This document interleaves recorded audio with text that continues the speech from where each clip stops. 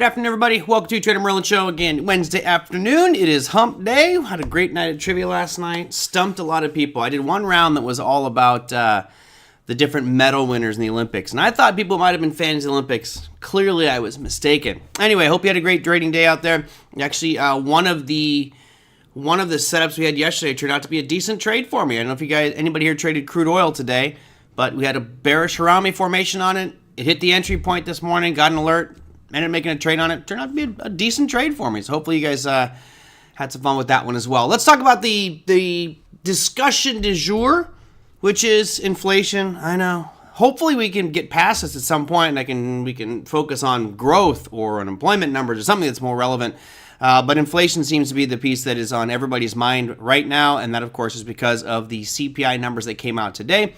Which brings up this question, is inflation over? And who the heck knows? It's not really my job to say it's over or not, just capitalize on market fluctuations. But as traders, as investors, we do want to, maybe come up with an opinion about where we think things may be going. So let's break this down a little bit and talk about inflation. So I want to start with the charts of the data that came out. Obviously, we had CPI, we had PPI, so we'll go there in a second. But it doesn't get released with the PPI numbers, unfortunately. But with CPI, we typically get a breakdown of where we've seen prices increase the most or decrease the most based off a variety of different components within the consumer price index calculations. And here that is. You can see the top. This is the same last month when we looked at this. Auto insurance was the highest one, and this is year over year change, right? So not month over month, but year over year change. We still see auto insurance really high, and I did a little bit of digging into that, and apparently the fingers are all pointing at underwriters who apparently didn't do the right premiums, and they've had to fulfill a lot more claims for insurance, and therefore we're now paying for that with much higher auto insurance rates. Now, the other part here, which as we know is one of the major components of both CPI as well as the core PCE price index. Remember, core PCE price index is the number that the Fed is looking at to make the determination on whether they should lower rates or raise rates or keep them right where they're at. And with real estate or rents and housing, that's a major component of both of those indexes. So to me, that's probably the most important piece to look at. And you notice that year over year, even though officially inflation is now below 3%, we're at 2.9 apparently, 2.9, you can see that rents have increased 5.1% and housing has increased 4.4%. So these are still going to be a much more influential pull up in the inflationary numbers versus something like auto insurance. While auto insurance was up, significantly, 18.6% year over year, it's not as heavily weighted in the calculation. So what I like to find is another table that breaks down the calculations of what the weightings are. These are just the components, but obviously something like recreation isn't going to have anywhere near as much of an impact as rents or housing. So I thought that was of interest that our two housing components were still above 4%. We had 4.4 and 5.1 respectively. And other than that, I don't see anything here that's too alarming. It's actually pretty good to see things like rental cars and used vehicles declining. This is great for anybody who's looking to buy a used vehicle. I didn't really see prices of new vehicles decline. They declined 1% year over year.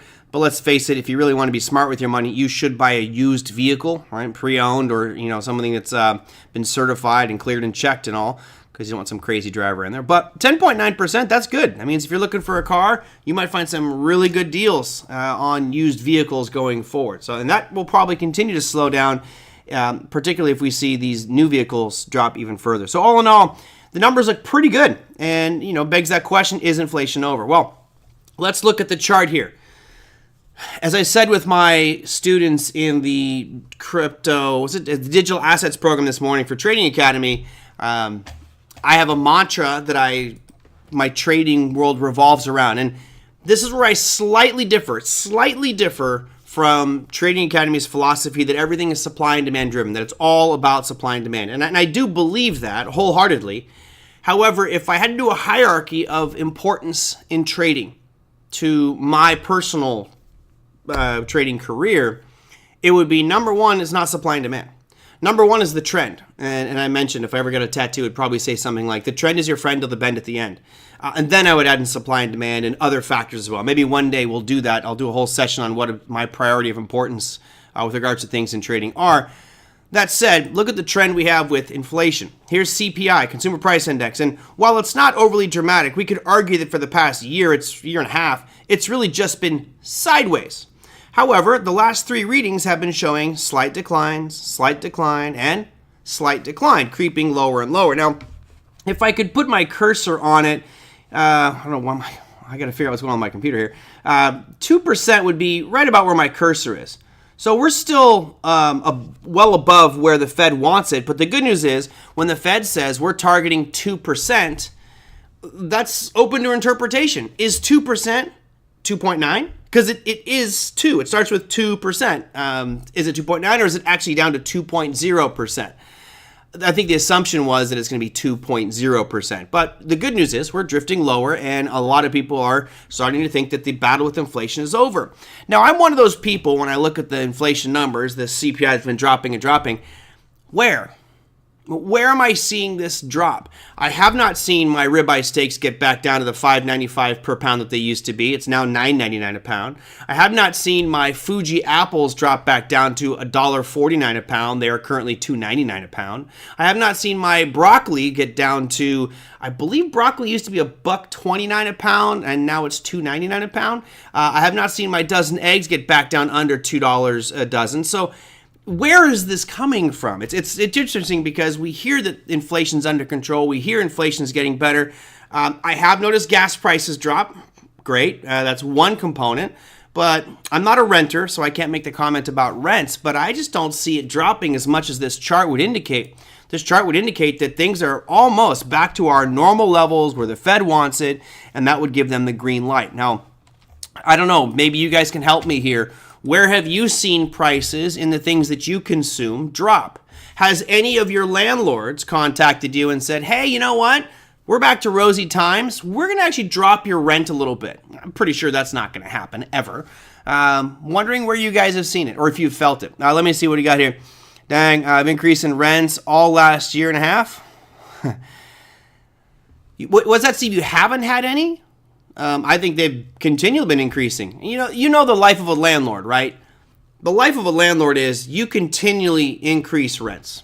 It's just what you do. You keep increasing through good times and bad times. Of course, if it gets super bad, then you just keep your rents where they're at. But you're not going to drop your rents and say, hey, I'll give you a break. You're going to continue to push those rents higher and higher and higher. So I don't see that one changing. Kenny, that's a good one. Sam's would say, I nailed that demand zone. He would say I nailed that demand zone, but you'd have to have like 15 demand zones on so he could just choose whichever one hit and go, see, I told you it worked. I'm amazing. Tom says 2.5% of the top. The top 20.6 is close. 3.1 and $2,000. Okay. Angel says, Earl, I'm curious where you got the table graph that breaks down the rise and cost. That was from Yahoo Finance. Angel. I just didn't have a chance to put it on the screen there. But yeah, I clipped that from Yahoo Finance today.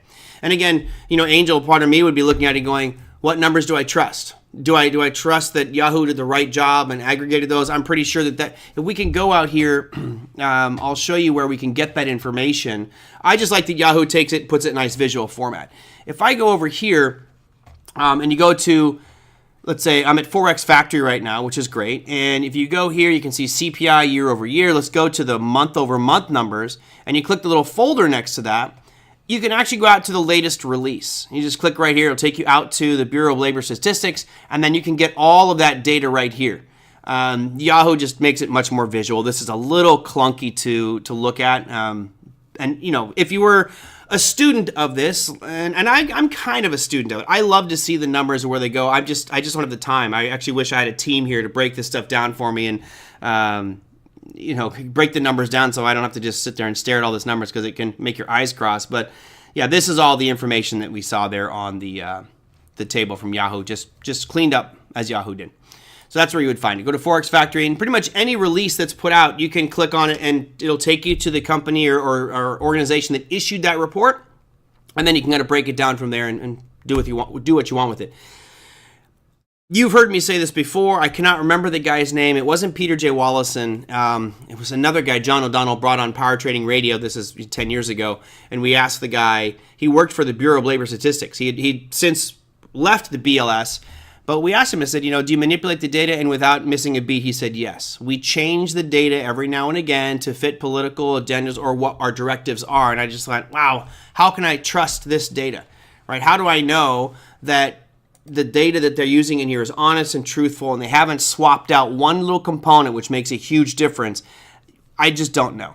So I don't hang my hat on this stuff. I don't look at this and go, that's how I'm making my trade. This isn't the backbone of it all.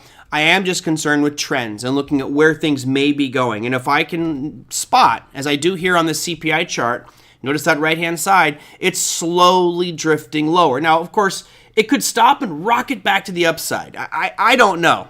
And I'll be honest, that sounds bad. I just don't care. I really don't care. If inflation jumps back up to 9%, all that means for me personally is more opportunities in these markets because it's going to create a lot more volatility. For the average person who's not trading, who's not watching these markets daily and trying to capitalize off small or even large swings, then they're the ones that are going to get hurt. They're the ones that are going to get hurt by increasing costs and everything they do, and they won't be able to earn enough money to offset those losses. So just move. All I want is the markets to move. Today it wasn't a gigantic day for crude oil, and I just caught a small little piece of it with a few contracts, and my day's done. Who cares if the price of oil went up or down as long as I got a little piece of the pie there. So let me read Tom's one. There's a little, it's weird, on my screen there's a little icon that actually blocked part of your chat. Tom wrote, 2.5 on top of 20.6 is closer to 3.1 in $2020. I'll let you do that math. That's you, Tom. You're smarter than me when it comes to that. Steve Will says, I have property haven't raised in the last year and a half. Oh, wow, Steve. I'm surprised. A year and a half is a pretty good time. You must have some either really great tenants or you're just a great landlord, because just about everybody has a clause that the rents go up a little bit each year, right? When that contract renews, oh yeah, well, it's a 5% gain or 10% gain in your rents.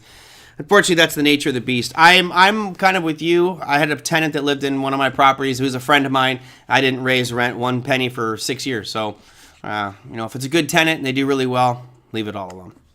All right, Liz says, small reduction in auto insurance, but more than offset by an increase in homeowners insurance. Apparently, insurers are becoming very picky in our area and probably nationally too. You know what? I'm hearing a lot of really interesting stories about homeowners insurance. So my father lives up in Northern California. They didn't want to give him fire insurance because of the area that he's in. One of the properties that we sold recently up in Northern California, we could not get fire insurance, which, all of a sudden, what does that do to your property value? If you cannot get fire insurance, good luck selling it.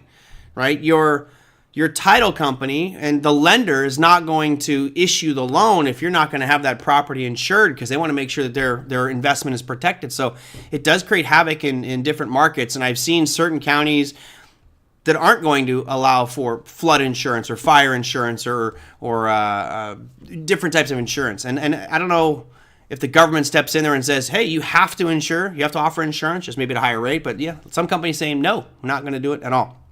All right, Tom says, that was 2.5% inflation on top of the aggregate inflation of over 20% due to printing and bad energy policy. Okay. Great tenants, been there for 10 years plus. Don't want them. There you go. And as long as you're happy with the numbers, Steve, then they're happy about it as well. So good for you. That's the way it should be. California unfair plan. It's not just California, Jimmy. It's actually Florida as well, and other states. I've talked to some friends who live around the U.S., so it's not just our wonderful California.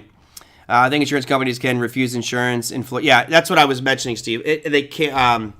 There was another friend of mine that was refused insurance for their property, and just kind of strange to me that could happen. Anyway, so this is the consumer price index, which looks good from a trend perspective. Trend is your friend to the bend at the end. We had this big downtrend starting at the peak, which is right around 10% inflation on CPI, dropped all the way down to a little over 3%. Been sideways for the past year and a half, and we're drifting lower. We're really now, for the first time, officially below 3% for CPI since 2021. It's been over 3 years since we were down below 3% on the CPI number. So this is good.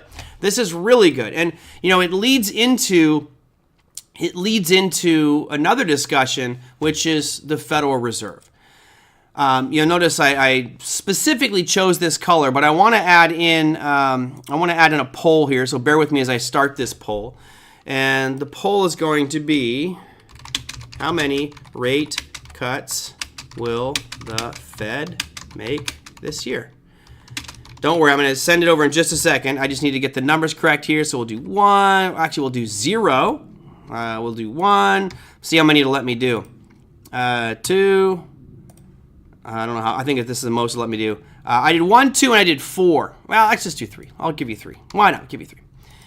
So here's your poll. And the poll is, how many rate cuts will the Fed make this year?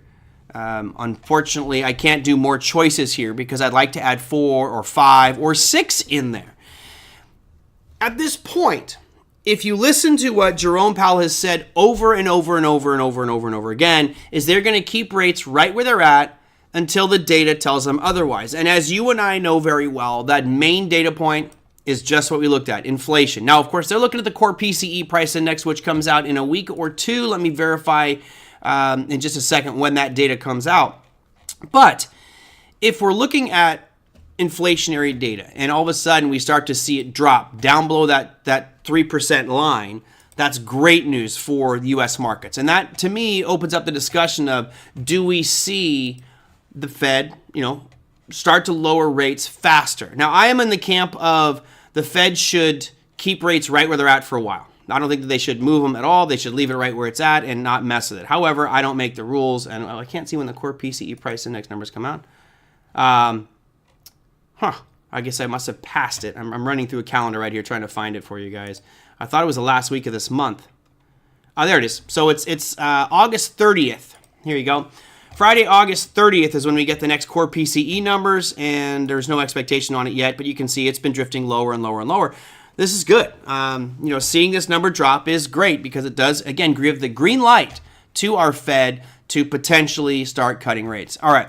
I will end the poll. For those who haven't, I see we got a bunch of people here. For those who haven't clicked the poll, just click the damn poll. Just pick a number. It doesn't matter. Just pick a number. I'm going to give you another minute to do so, but just pick a number real quick, and then I want to go out and look at the current probability, which I think is going to shock a lot of you.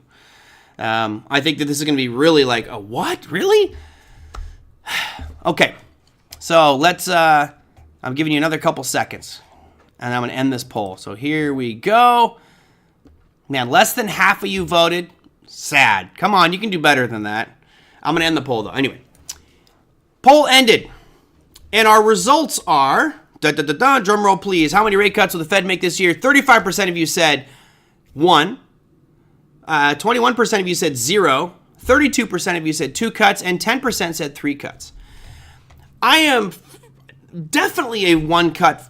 I can almost guarantee it. And the more that this data comes in more positive, I'm leaning towards 2. So if I had to, I'd say 2. I'd say 50 basis points, like Margaret said there. However, let's look at the Fed funds futures here for a second. And this is going to be one you're going to be like, what, really? Wow. This is what, not you and me, this is what traders with big money on the futures contracts are betting. We are currently between 5.25 and 5.5.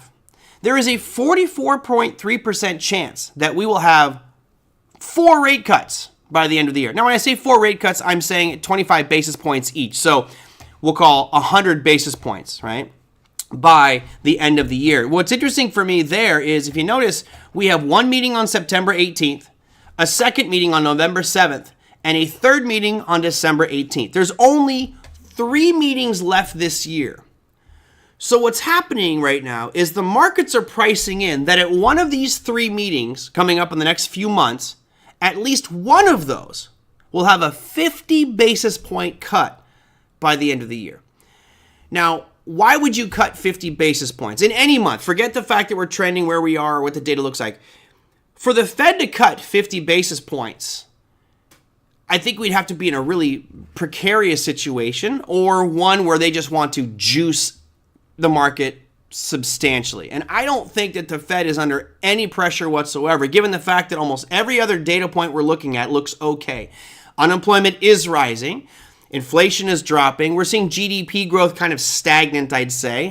We could go look at more of the charts, but boy, I thought it was crazy to think that they're expecting 4 rate cuts. There's a 44.3% chance of 4 rate cuts or 100 basis points by the end of the year. There's a 25.5% chance of 125 basis points. There's even 150 basis points is now 4.8%. And there's a 25% chance of only 3 rate cuts or 75 basis points. To me, that's kind of crazy. I don't see that needing to be done unless the market went into a free fall, right? If the market went into a free fall and we saw GDP numbers all of a sudden, the next reading, which is going to be here in a week or two, let's say that reading comes out abysmal, like really bad, and shows growth declining rapidly and unemployment rising quickly, then yeah, there might be some justification. And maybe that's what Steve is pointing out. Steve Wolf says recession.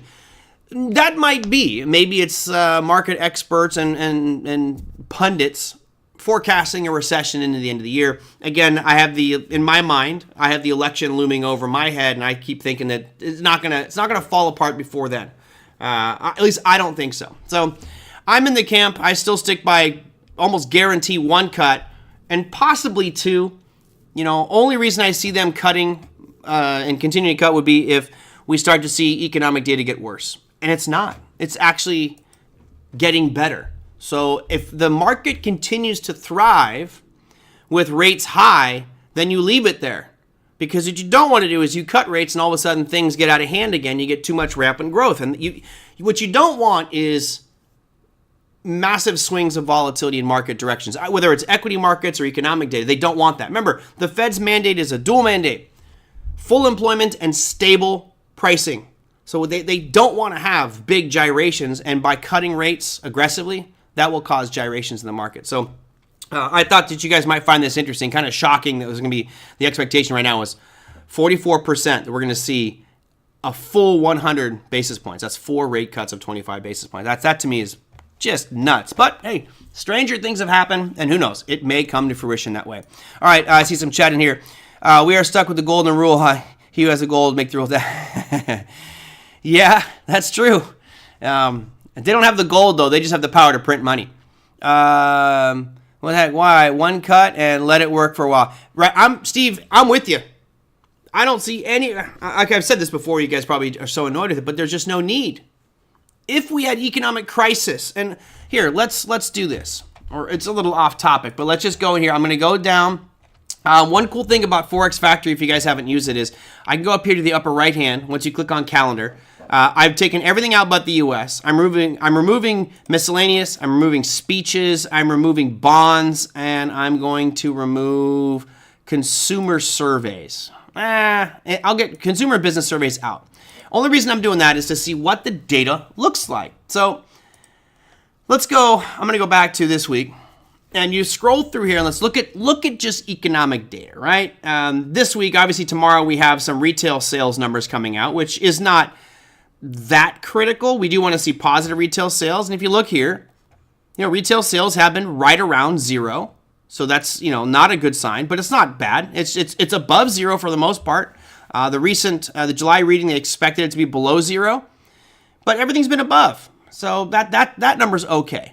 Let's go to a next point we can see. Unemployment claims. Well, that's our unemployment number, but we have seen them steadily increase since the low in January of 186,000. We're at 233. That's not that bad. If I zoom out here and show you the last couple of years, right, we're okay. This is not that big of a deal. So no worries there. Let's see. Industrial production. How is industrial production looking? Well, ideally, you want it above 0, and we're looking pretty solid. Things are above 0. Yes, there's always going to be ticks below that 0 line, but that's just normal. That's happened. I can scroll all the way back in here into the 2000s, and you'll see there's blips below 0. Well, that's, of course, the wrong time. There's always going to be little blips below 0, so that's okay as well. No big deal. Let's go to housing starts. All right, this is a pretty important one. Now, this is maybe a little more telling. We are seeing housing starts have dropped significantly, right? You can see we have, from the peak here in April of 2022, we were over 1.75 million new housing starts, and now we're only at 1.35. That is a big factor from an economic perspective, because you understand that from housing starts, meaning building new homes, there's a lot of money involved with the lumber, the logistics, the employees, the construction, the land, everything, big machinery to clear the lands and stuff. this could be a piece that impacts later on. That is a nice downtrend there in housing starts. Building permits. Are people building more? It's fine. You know, for a year and a half, we've kind of been sideways, so no big deal there. So far, I haven't seen anything here that makes me go, oh shit. Sorry, I cursed again. I didn't mean to. But nothing here makes me go, oh my goodness. Oh my goodness. I don't see anything like that. We could go to new home sales, which is more of a sign of a robust economy. And, you know, it's kind of low. But if we go all the way back into, you know, these times here in 2010, 11, 12, 13, we're still higher at 617,000 new homes created than we were from 2008 all the way through 2016. So we're still at a pretty decent level here with regards to new home sales. What other data can I look at here? All right, GDP. All right, this is an important one. So I mentioned this last time. You can see here historically going all the way back into 2000, GDP normally above zero. I'll zoom in past the pandemic data, and you can see it's not great. You know, GDP at 1.3% at the most recent meeting. This is actually quarter over quarter. 1.3% there. It's actually higher if you look at the number, which would be, it should be higher than this.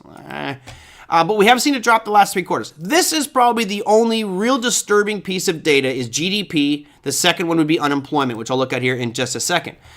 Those ones all look fine. Here's core PCE inflation data.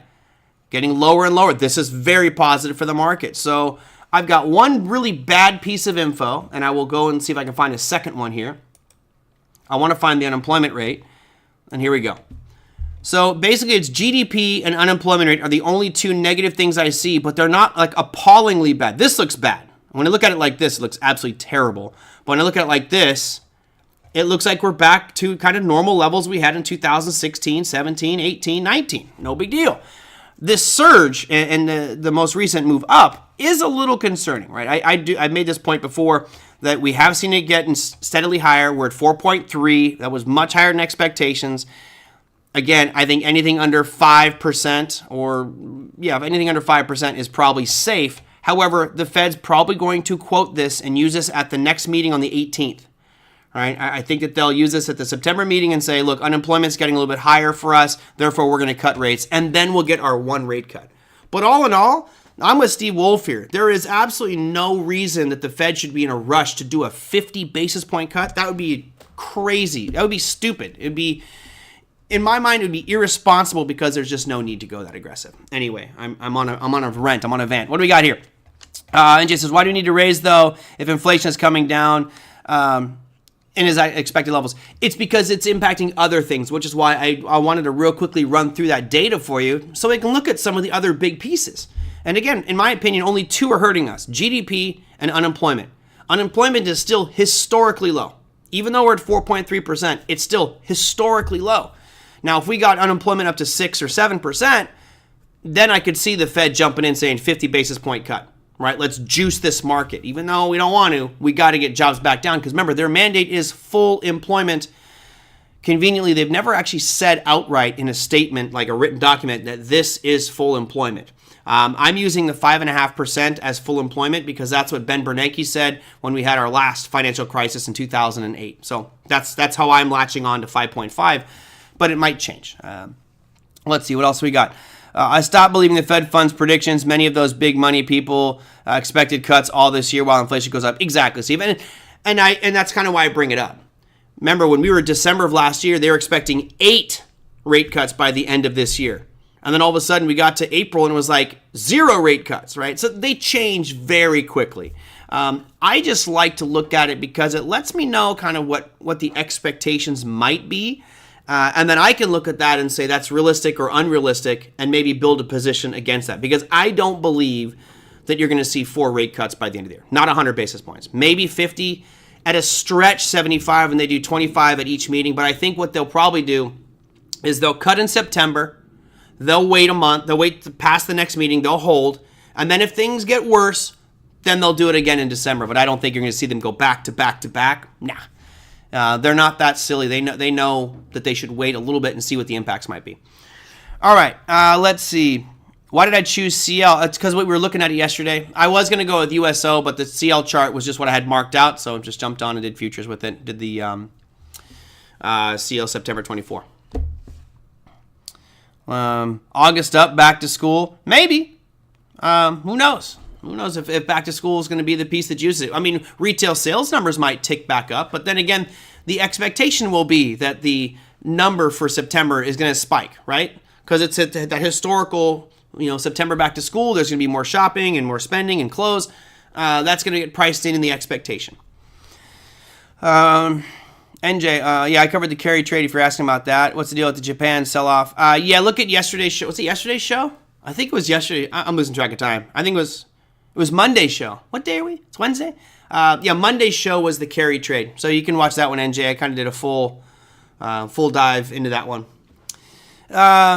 Housing starts in Phoenix aren't low because of nervous builder. There's no help for construction. That's why home starts are down. I'm a contractor. Yeah, you know what's funny? I've heard that from so many different places on like why planes are late. When I was coming back from Ireland, we got stuck in Washington, D.C., and they kept making all kinds of excuses. And I think it's just there wasn't enough people there. They didn't have staff, which is kind of interesting. You would think that there's plenty of jobs out there. Why aren't they taking those jobs? Are they just not paying enough, or what's the case?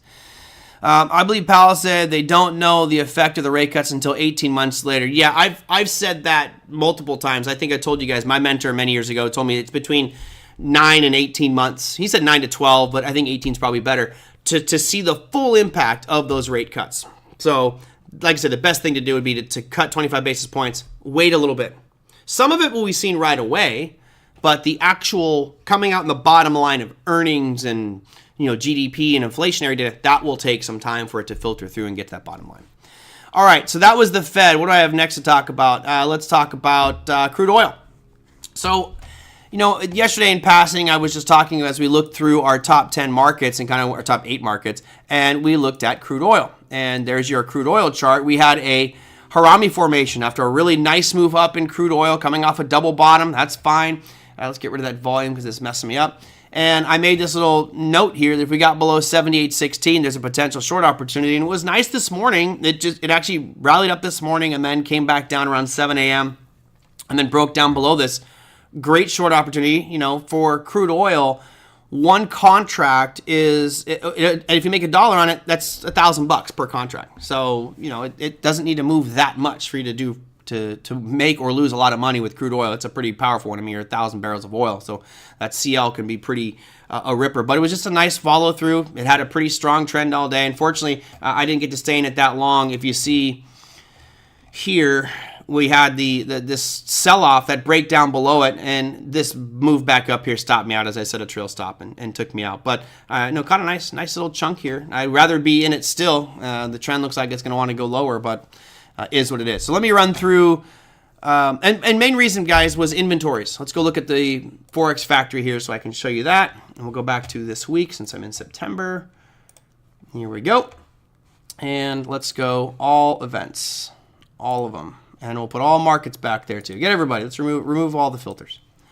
So here's your crude oil inventories. They were expecting it to go from negative 3.7 million barrels to negative 1.9, which if that was to happen, that would have been obviously negative for oil because it's still showing a contraction in supply. However, we came out at a positive 1.4 million barrels, which just fueled the pattern today. The pattern is one thing, but the data certainly is a piece that added the fuel to the fire. That was a negative piece for crude oil because it means that inventories were getting more and more robust. So there you go. That could definitely impact price of oil to the downside, and that's what we saw today. So that was your oil discussion. I will go to one more here, which I don't have a lot of data here, but the Mars merger. So someone asked me about this. I just didn't have enough time to do the research, but you had Mars, which is one of the largest privately held companies. They're one of the richest families in the world, and most people don't even know who they are. Obviously, Candy. But they acquired another company that was a spinoff from Kellogg's. So if you look at the ticker symbol K, here you go. It's called Kellanova. So basically, Mars went in and bought a whole bunch of cereal today. And my guess is, someone asked me what my thoughts on it. And look, when you have Mars privately held buying a publicly traded company, Mars already has a gigantic share of the candy and sweets markets and some other markets as well. It would not surprise me to see antitrust officers come in here and put this under a little bit of scrutiny. But this K stock, all right, this Kellanova, the purchase price is $83.50 a share. So this is going to be very similar to what happened with Twitter, right? There's going to be a purchase price, which they said is $83.50 per share, and then once the deal is concluded, and there is no definitive date yet, they believe it's going to happen sometime in 2025, so it's going to be a little while here before that's all concluded. If it gets concluded, when that happens, theoretically, if you own the shares, you're going to receive $83.50. So if that's the case, why don't you just buy it right now? Goodbye, Tomasina. Good to see you. So there is an opportunity here. However, I'll be honest, guys, I have seen it before where an acquiring company says we're going to pay X amount per share, and you're thinking, oh, it's trading at $80.28. Therefore, I'm going to buy it right now because if I hold it till they sell, I'll get $83.50. You're thinking you make $3.22. But sometimes it doesn't finish at that number. And I've never actually held a stock all the way through and been sold, so I don't know what the actual outcome is there. Might need to do a little bit of research there. But if you are trying to buy this one with the thoughts that Mars is now going to take this publicly traded company and delist it and make it private, be careful. I don't know if I necessarily trust you're going to get $83.50. Steve says, is Mars trying to go public? No, they're not. From all I've read about their company over the years, they pride themselves on being private. They don't want to have scrutinizing eyes on every single thing that they do. And to be honest, I think it gives them a competitive advantage because if you're a major publicly traded company, all of your deals and transactions need to be clearly transmitted to the shareholders. They're the investors. So you don't have the benefit of sneakily going behind the scenes and doing deals you can do it without the world knowing.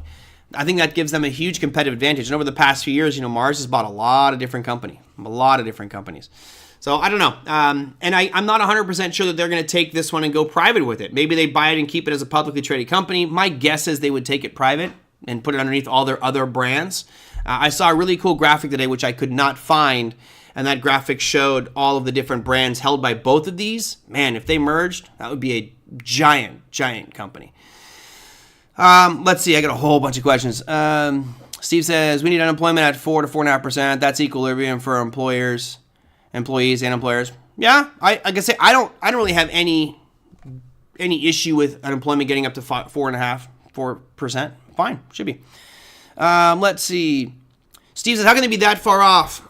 Because it's done. I asked John Rowland this, and I made the joke, not a joke, but an honest evaluation. Like if my employees were that far off on a calculation, like let's say you work construction, and you're like, hey Tom, I need you to measure how far it is from that part of the room to that part of the room. And you're like, 20 feet. All right, so I cut all the boards at 20 feet, and come to find out it's 48 feet. You'd be fired. Done. Out. Apparently how they do these calculations is by airplane. That's what John Rowland was saying. I don't know. I've never seen the calculation, but they fly over the reserve areas and we will do inventory control by sight, which is just clearly it's not the right way to do it because if you're off by, remember they expected it to be a negative 1.9 and it came out at a positive 1.4.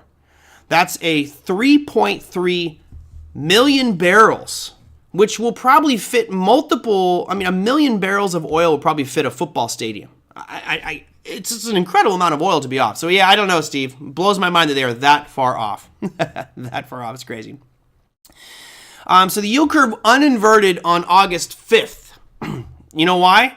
You guys know how I know that it uninverted on August 5th? Because Bill Addis called me. And he said, you're not going to forget this day forever.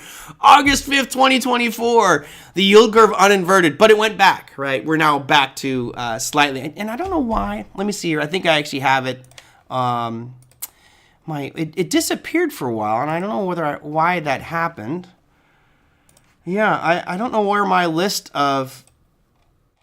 I had them all here, and I don't know where my... Oh, here we go. So here's the 10. And this is the 10 and the, what do I have here? Is it the 10? This is the 10 and the This is the 10 and the 1, which Bill says this is the real yield curve. All right, and then here's the 10 and the 2. So there's August 5th. You can see that little blip. We just had a little tiptoe above it. Now we're back to inverted. So it just, yeah, Big Eb won. Rub it in, Steve. Rub it in. I know. Now it's good. I'm happy. It's great. I'll finally get to meet Big Eb. You know, he's been heckling me all these years. I owe him a beer anyway. So yeah, we are still inverted on both of the 2 and the 10 and the 10 and the 1. Or sorry, the 10 and the 2 and the 10 and the 1. So that we are both inverted now. But it did uninvert for literally like an hour. Maybe even less than that. But here we are. What's good about this, guys, is the trend is getting better. Remember, what's going to have to happen is this long end of the yield curve needs to start falling. Why? Because the short end of the yield curve is going to start falling here soon, most likely in September. Did you call Bill back? No. No. He when I was in Ireland, no. he texted me. He didn't call me. He texted me. Maybe Marge should buy Intel since their management's... I think it's the wrong business for them to be in. Wrong business for them to be in. Let's talk about one more. So I got a comment yesterday asking... I don't know why you guys send me comments like this. I won't mention the individual's name. And the comment was, what are your thoughts on DJT? Come on, man. You know what I think of DJT. I think it's a joke. Personally, I think that this is a scam. This is a money grab. It's BS. I just do not believe this is a legitimate project. Anyway, if you are a shareholder of DJT, you might want to contact all the other shareholders of DJT and file a lawsuit, a class action lawsuit against your hero, Donald Trump.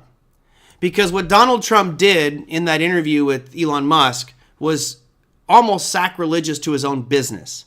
The reason that DJT functioned and even had hope as a media outlet was because Donald Trump stood there and said, Twitter banned me. I don't like Twitter. I'm never going back there. We need to start our own network. Great.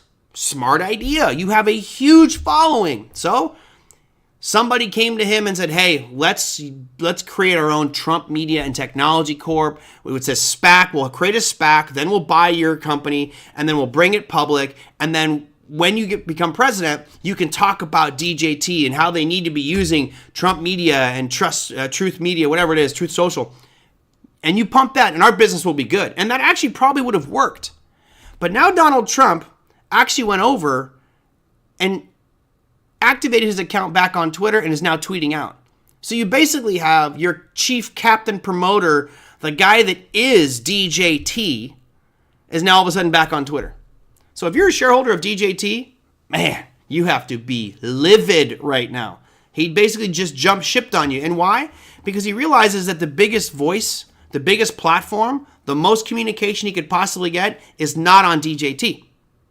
It's not on Truth Social. It's on Twitter. It's on X. And he's utilizing that. You know, the interview he had with Elon Musk, I think that did a lot of good for his campaign. A lot of people are talking very positively about it. Now, if Elon Musk does the right thing, which I hope he does, he will do a similar, unbiased interview with Kamala Harris as well as Kennedy. We know that Elon Musk is supporting Trump. He's endorsed Trump and sending money to his campaign. I think it would be fair, only fair, to do an interview and share that media spotlight with the other candidates as well. Even if you don't believe in what they stand for, you need to give them the same voice you did on that candidate. That, to me, would be democracy at its best, and we'll see if Elon Musk does that. It says it literally has less than 1 million users. I know. It has. I made that point a while back, and I lost the bet because I said this thing's going to be going sub $18 within 30 days, and I was damn close. This thing will go on. Because Donald Trump left, because Donald Trump now is on Twitter again, this thing's going to keep going down. I just don't see it surviving. Apparently there were over a million, there was right around 1.1 million people watching the Elon Musk, Donald Trump space live. And in true form, I don't know if you guys caught this, in true Donald Trump form, in the middle of it, you can see on the X space, like how many people are in there at that moment in time. It's clear as day, and it said 1.1 million. And as you can see 1.1 million, Trump goes, well, it's just huge. We have so many people here today. It's just so great to see so many people. You know, this is really incredible. What do we have, like 60 million people in here right now? Like 60 million? It's like it says 1 million right there. How can you say 60 million? People fact check all the time. Like, that's a pretty egregious fact violation, and it's right there in your face. I thought that was pretty funny. Anyway, hopefully we get to see more. But yeah, again, DJT.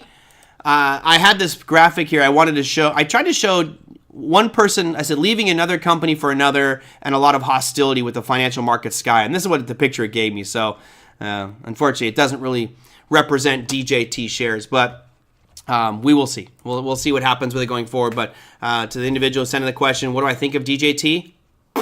Keep going down. I think it's one of those, it's another SPAC that's going to keep getting lower and lower and lower, and I think it's just going to get worse and worse and worse, particularly if he doesn't go back.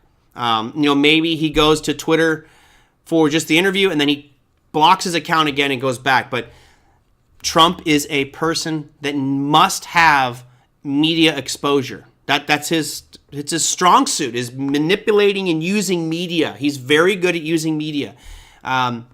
Nobody looks at DJT. Nobody looks at Truth Social. There's a very select group, and that's fine. But when you're trying to get the masses to vote for you, you've got to be on the most important platform out there, and that's X.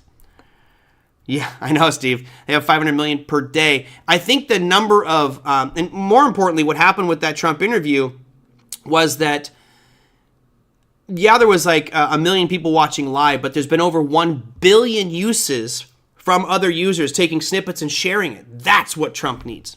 Now, that's what any candidate needs, right? You need people talking about the highlights or lowlights. As P.T. Barnum said, good press, bad press, I don't care, just spell my name right. And I think Trump's in that category. He just put my name out there, is in everybody's mouths. I want everybody to be saying my name, and it's working. It's good. All right, NJ, last one. What time we got? Okay, I'll look at that one for you. MCH. I don't know. Oh, MOH. Sorry, I was like, I don't know MCH. I don't even know MOH. Molina Healthcare. So I'm going to claim ignorance here, NJ, because I don't know this company. Don't know anything about it. But let's look at that chart, okay? My tattoo. The trend is your friend until the bend at the end. Well, technically, it really depends on how you structure this, but where's the end here of this uptrend? For me, it's going to be a break below this low right around 257. And you're not there yet. So I would argue that this is just a simple pullback. This most recent sell-off, which happened from March 21st to July. Just a normal pullback like we've seen in some of the markets. That's fine. And healthcare has not been that great. But I don't think the trend is over. So if it were me, I'd be looking at potentially selling puts, maybe down this level around 285 if the premium is good enough. I guess it really depends on what your overall objective is as far as how long you want to hold it. But I think it looks good. The trend is still strong. Yes, we had a big sell-off, but it hasn't broken these swing lows that go back to mid-2022. So knowing nothing about Molina Healthcare, I like the chart. I just want to buy a little bit lower. I'm just a little bit too frugal. In fact, what he said last night. Oh yeah, I'm sure there's like, I'm surprised there isn't an AI fact checker. And it's not, again, this is not just a Trump thing. I'm sure that Kamala has said a bunch of stuff that's not true. And same with JFK. Every candidate's going to fudge numbers and fudge stories and manipulate things a little bit. Some are definitely much worse than others. I think we'd all agree with that. But the one with watching it, there was 1 million viewers, and he says, "Oh, we've got 60 million people in here." That was just like, come on, man, what are you looking at? All right, is gold still tied to inflation? Margaret, that's a fantastic question. I'd like to get a gold bug on to get their thoughts on it. Me personally, I don't feel that it is. I feel like there's a disconnect. Let's just look at GLD. Inflation's coming down. Clearly, we've seen it. Every metric, CPI, PPI, core PCE, inflation is coming down. Yet, gold it was all-time high yesterday. All-time closing high a couple days ago. But, you're looking at a beautiful uptrend here. If inflation was in fact going down, or is in fact going down, then we should see gold going down. If inflation is going up, which it was, we should see gold going up. So I feel like there's a disconnect here. I feel like something's broken. I'm not sure what it is. Again, the trend is your friend till the bend at the end, so stay long gold. We haven't seen it break any pivot lows. It looks like it's coiling for another upside move here. You could almost draw an ascending triangle on this most recent data. So I mean, I still own gold. I haven't gotten rid of my gold coin, so I'm bullish on gold long term. And yeah, I would think it would be a little bit inverted here, but no. Merlin, would you do a show on credit cards? Okay, I could do a show on credit cards if everyone. I mean, I know most people here are probably pretty proficient with it, but yeah, I can do a show on credit cards. Why not?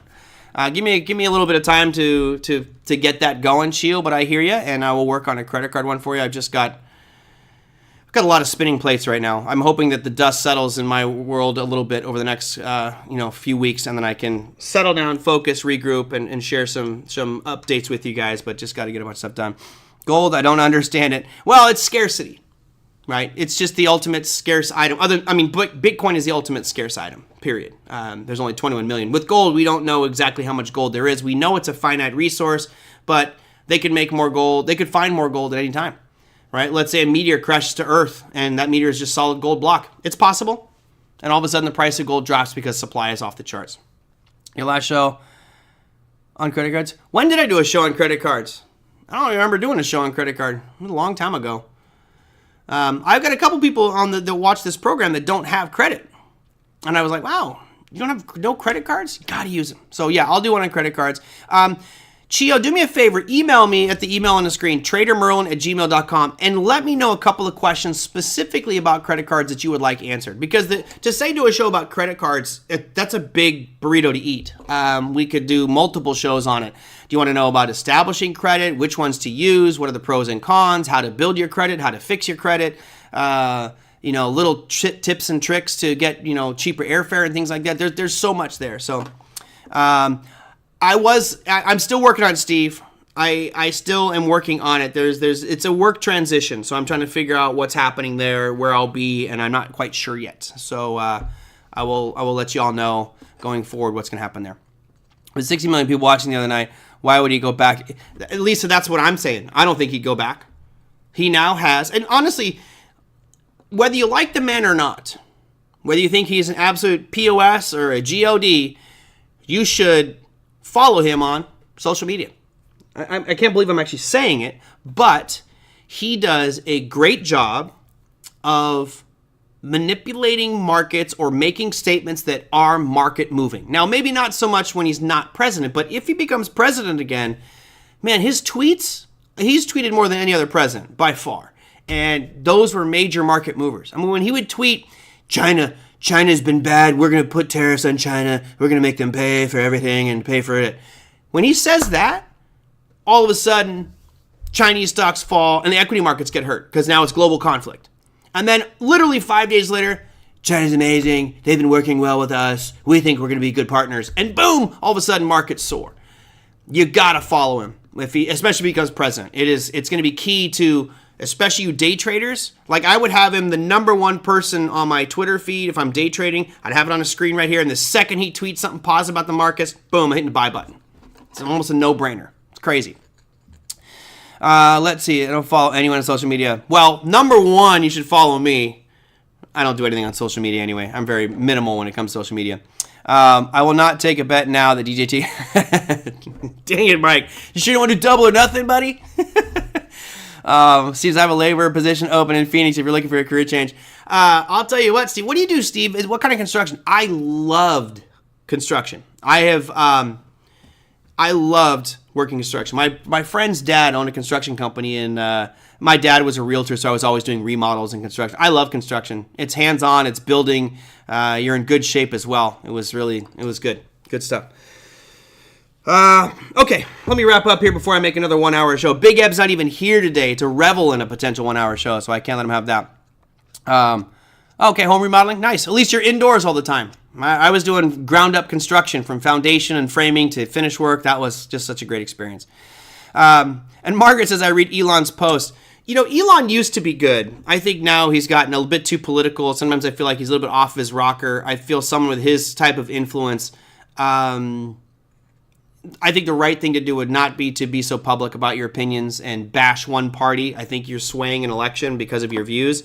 And, he's just got an incredible amount of power. If I was in his position, I'd do like I do with you guys. I'm not going to say who I'm voting for. I'm not going to say what my stance is on all these different really touchy issues that will set strike a chord with you. Don't do that. Just let the people make up their own decision and put the facts out there as they are for people to make educated, informed decisions. That's what X should be, and that's what he pilots himself as. So, okay, that's gonna do it for me, everybody. Our calendar for tomorrow. Before I say it, I'm gonna wrap up, and here's the calendar. You have actually a big company reporting earnings tomorrow. Walmart's reporting earnings tomorrow. That's going to be before market open. And then here's your calendar for tomorrow. We do have a pretty good slew of economic data for the U.S. I will cut this last ad out of the way. You look at retail sales. That's coming out 1 hour before the market's open. As Empire State Manufacturing Index, Philly Fed Manufacturing Index. Those are all pretty important to give you a feel of growth in the economy. But you also have a bevy of other things: capacity utilization rate, industrial production, business inventories, NAHB housing market index, mortgage delinquencies, natural gas, and you have some FOMC members speaking. It is a very, very busy day tomorrow from economic announcements perspective. And you do have, as I mentioned, a Walmart reporting earnings tomorrow. So that would be a pretty good one. All right, that's going to do it for me, everybody. If you got something you want me to discuss on tomorrow's show, as you know, I kind of thrive off of your questions. So the DJT one was a fun one. Thank you for sending that question in.